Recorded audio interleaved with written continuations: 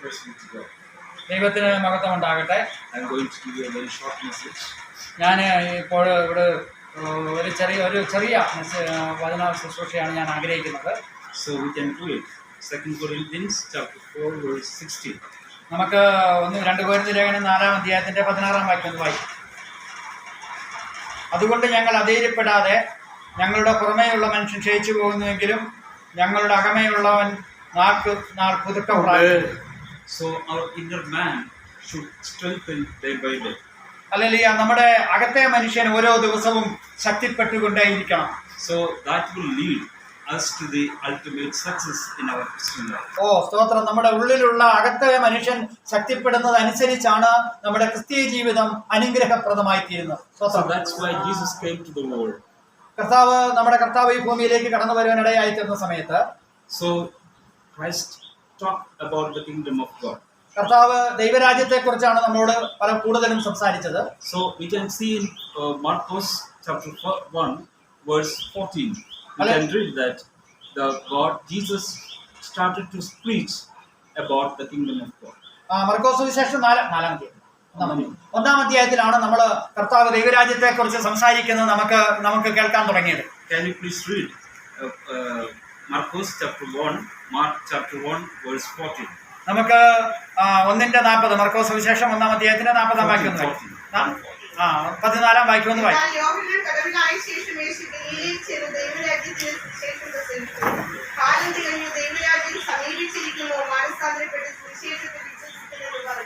So if you come to the kingdom of God, you will born in spirit.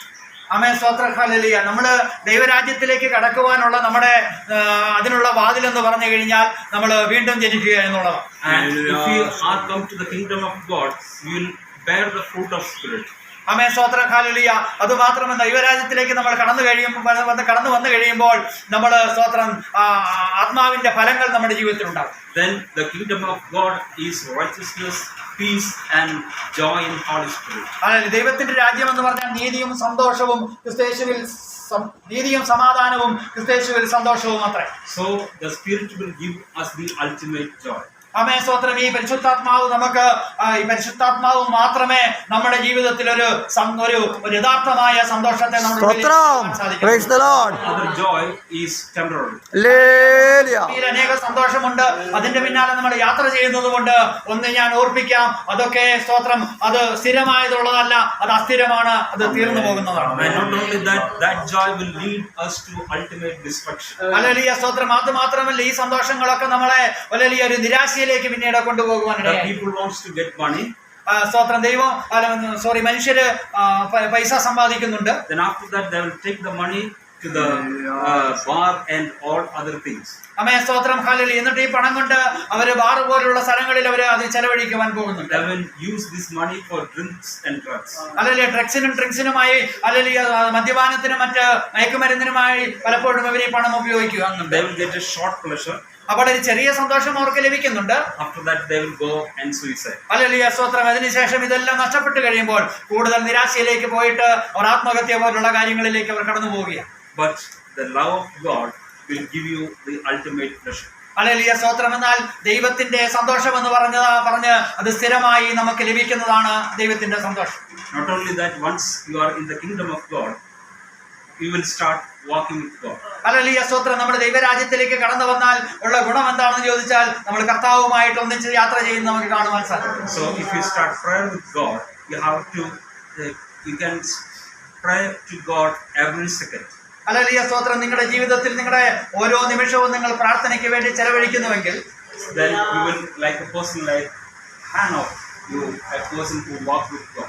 നമുക്ക് ഹാനോക്കിനെ പോലെ നമ്മുടെ കർത്താവിനോട് കൂടെ നമുക്ക് ചേർന്ന് നടക്കുവാൻ സാധിക്കും. And last words, 1 Thessalonians chapter 5 verse 16, 17 and 18. Chapter 5 5-ാം അധ്യായത്തിന്റെ 16, 17 and 18. 16, 17, 18 വാക്യങ്ങൾ വായിക്കും.